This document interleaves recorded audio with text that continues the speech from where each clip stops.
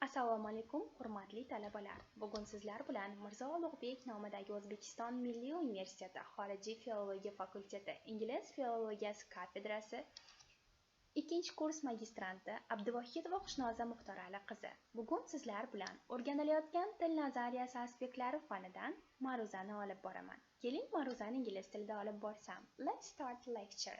Lecture is intonation in English. Today we will discuss forms of English intonation, significance of intonation, and a function of intonation.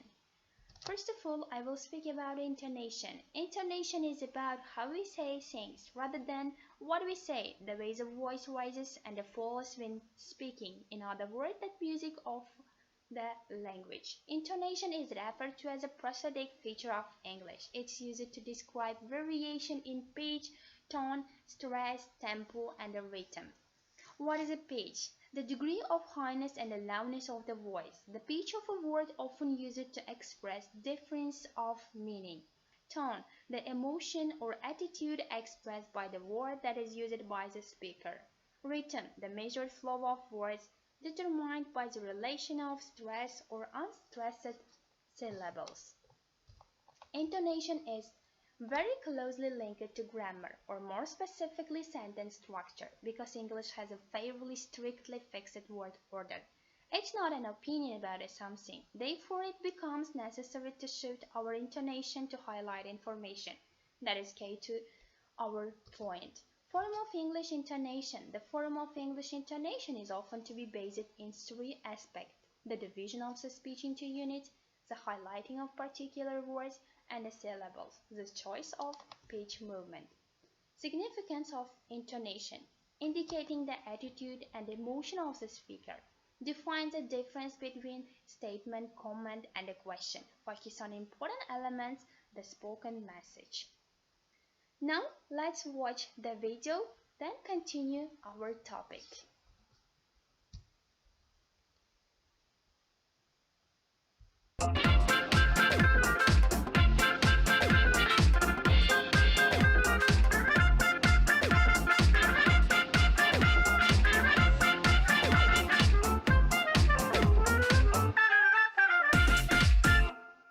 Hello and welcome to the Teachers Room, the show that's by teachers, for teachers. I am Shan and this is Dan, and this episode's topic is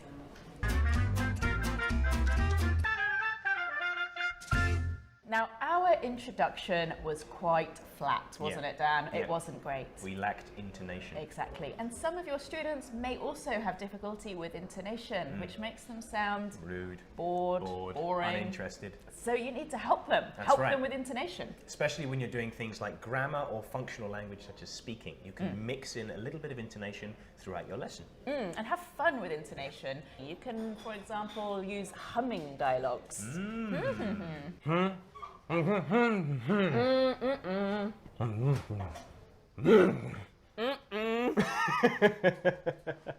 You can also give students one sentence and get them to say it in lots of different ways to highlight different emotions. What are you doing? Surprised. What are you doing? Annoyed? Angry? Yeah. Mario?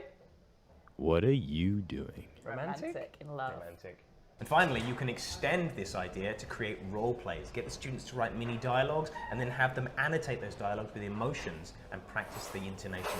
To be or not to be? That is the question. Okay, thank you, Dan.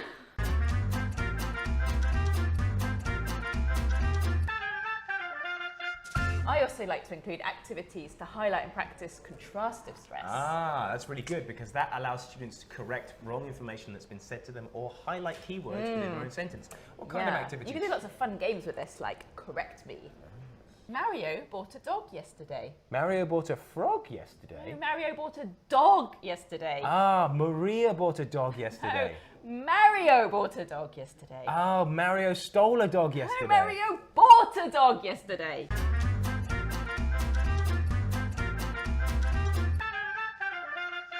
While it's not a good idea to get deeply into the theory of intonation with students, you can teach them some general rules and raise their awareness of these features. For example, what happens with WH word questions, Dan? I believe they go down. Is it the same for yes-no questions? they go up. Ah. And with question tags, when you're confirming information you already know, you use falling intonation. Don't you, Dan? That's correct. And with lists, Okay, Sean, read the list. Okay, so I bought an apple, a banana, a cat, and a dog. Very good.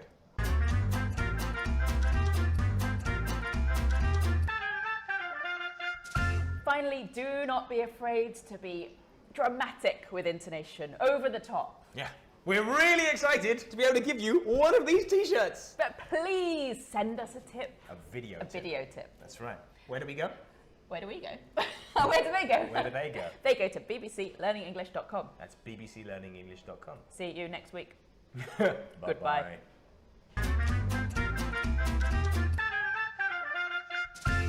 Hello. And this episode's topic I've is lost it, I'm sorry. even teachers have difficulty with their intonation. dear. To our website, which is bbclearningenglish.com. Now the tips we've given are just some of our ideas.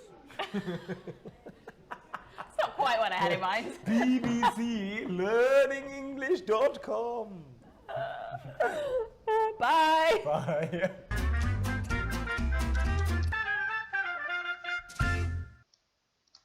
I think you got the new information about the intonation. Okay, let's speak about the function. Function. The first one is a psychological function to organize speech into units that are easier to perceive and memorize. The next one is indexical function to serve as a social identity. Lawyer sport commentators are readily identified through their distinctive prosody. The grammatical function sentence which when written are ambiguous can only be removed by different intonation. And the next one is the patterns of intonation. As you can see in this video, the first one is rising intonation. Rising intonation is described as how the voice rises at the end of the sentence. It can express surprise, politeness, and interest. The next one is falling intonation. In this pattern at the end of the sentence, the tone is falling. The most common type of intonation used for asking and giving information in quiet and the certain style. The next one is rising falling intonation. It shows limited agreement, reservation, doubt, or uncertain. For example, you may be right. If I am not mistaken, it's possible. The next one is the aspect of intonation. The new information, contrast, meaning, pronunciation, mood or personality, cultural understanding.